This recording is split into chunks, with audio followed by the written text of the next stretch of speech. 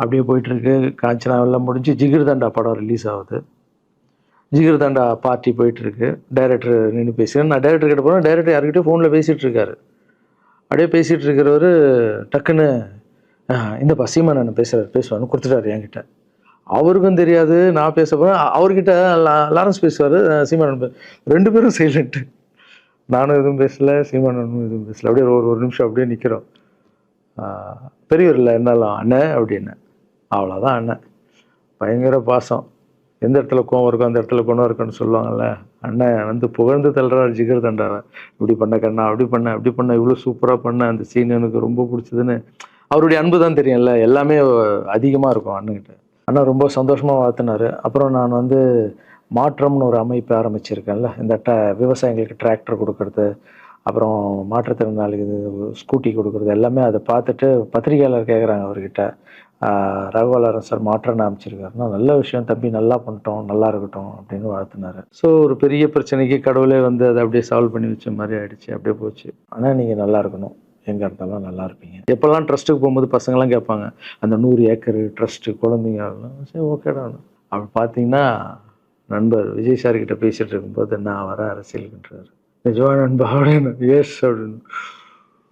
மறுபடியும் போய் ட்ரஸ்ட்டில் உட்காந்து நம்ம டேய் நண்பர் வராரு. ஏன்னா சூப்பர் ஸ்டார் எனக்கு எவ்வளோ க்ளோஸோ நண்பர் கூட அவ்வளோ க்ளோஸ் தான் எனக்கு.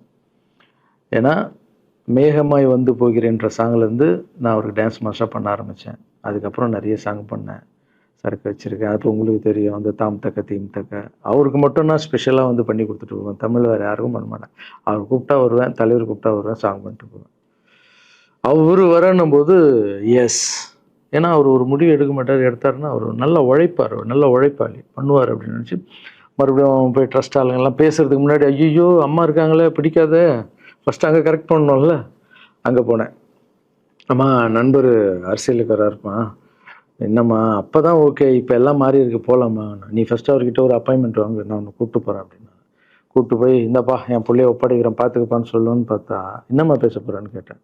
நீ அரசியலுக்கு வராத தம்பி, இது ஒரு சாக்கடை, நீ அரசியலுக்கு வராத, நீ ரொம்ப சைலண்டான ஆள், உனக்கு இதெல்லாம் செட் ஆகாது. பணம் கொடுத்தா தான் ஜெயிக்க முடியும், ஜாதி இருக்குது, மதம் இருக்குது, இதெல்லாம் தாண்டி வருது கஷ்டம்னு நான் அவர்கிட்ட சொல்கிறேன்ப்பா அப்படின்னு. நான் அப்படியே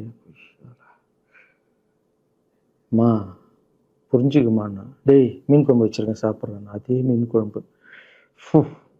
ஓகே நான் நினச்சிட்டேன் நம்ம ஜாதகத்தில் இல்லை போல், சரி விட்டுடலாம். சரி இப்போ விட்டுருவோம், ஒரு 2-3 நாளைக்கு அப்புறம் மறுபடியும் பேசுவோம் அப்படின்னு மறுபடியும் பேசுகிறேன். அதே மறுப்பு தான். நானும் நண்பர்கிட்ட பேசுகிறேன், அம்மா இப்படி சொல்கிறாங்க நண்பா. அது அவங்களுக்கு தெரியல, அவர் நிறைய பேச மாட்டார், வயசானவங்க இல்லை, தெரியல, வந்தப்புறம் புரியும், ஒரே வார்த்தை தான். அதுக்கப்புறம் ஃபோனில் கூட்டணி கட்சியெல்லாம் வராது போது, நண்பா என்னடா யாரும் கூட்டணி கட்சி வரல நண்பா, இது அது நான் எனக்கு ஒருத்தரை பிடிச்சிட்டாங்கலாம் மனசில் பட்டதை எல்லாமே சொல்லிகிட்டு இருப்பேன். அது நல்லதோ கெட்டதோ, என் பழக்கம் அப்படி தான். பிடிக்கலாம் தூரம் ஒதுங்கிடுவேன்.